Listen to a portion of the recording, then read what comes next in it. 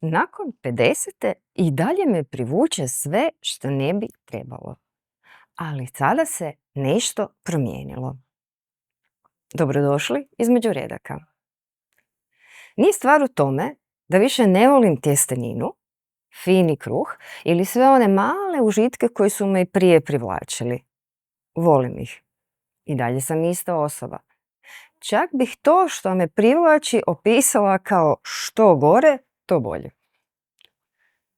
Lijepe slike, boje, mirisi, umaci, sladoledi, sve ono što izgleda fino, naravno da me privlači.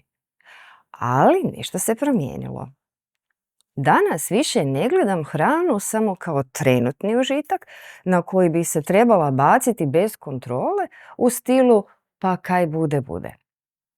Danas je gledam kroz odnos koji imam prema sebi.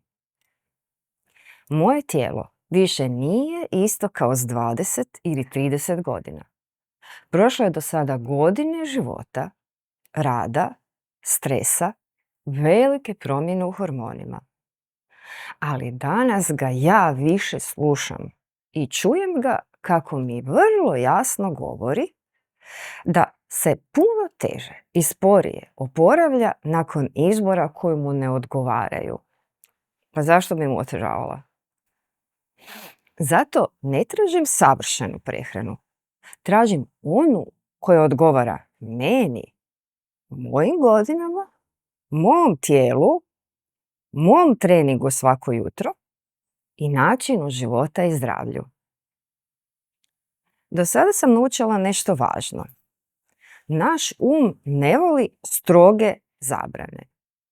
Često baš ono što si potpuno zabranimo postane ono o čemu najviše razmišljamo i ono što najviše želimo. Ali isto tako znam da sloboda bez granica vrlo brzo prestane biti sloboda. Zato sebi ništa ne branim. Samo sam naučila birati. Razlika je u tome što sam danas mudrija i smirenija i što danas imam jasnu sliku o tome što jedem. Potrudila sam se naučiti sve što mi je potrebno u prehrani koja mi je potrebna. Pa ako i pojedem nešto izvan toga, ne trebam se kažnjavati, kajati se ili gristi se. Samo se vratim na svoju rutinu. Kad se zaljubite u proces pažljivog odabira hrane, umjesto u cilj, neće biti potrebe da se patite oko toga. I možda ono najvažnije.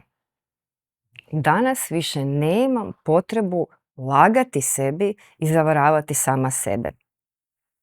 Ne odmahujem rukom dok jedem što ne bi trebala i ne govorim sebi ma dobro, nije to ništa strašno. Ili ma to što sam pojela je malo, mislit ću o tome kasnije. Jer kasnije uvijek dođe. I ne bude uvijek tako lako rješivo kao što smo sebi govorili da će biti. A ja želim tu buduću sebe dočekati u dobrom stanju, a ne kao nezdravu, oštećenu verziju sebe.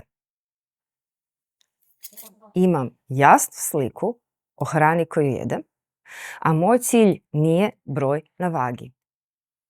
Male navike oko prehrane dio su većeg sistema koji me čini mirnom i zadovoljnom.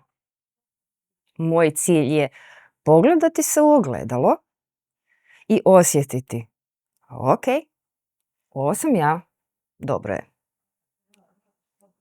Danas više ne čekam da se stvari same promijene.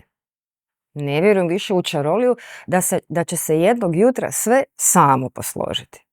Tijelo, ljubav, seksualnost, novac, mir, sreća. Ali vjerujem u nešto puno jače. U iskustvo koje sam skupila. U mudrost koju prije nisam imala.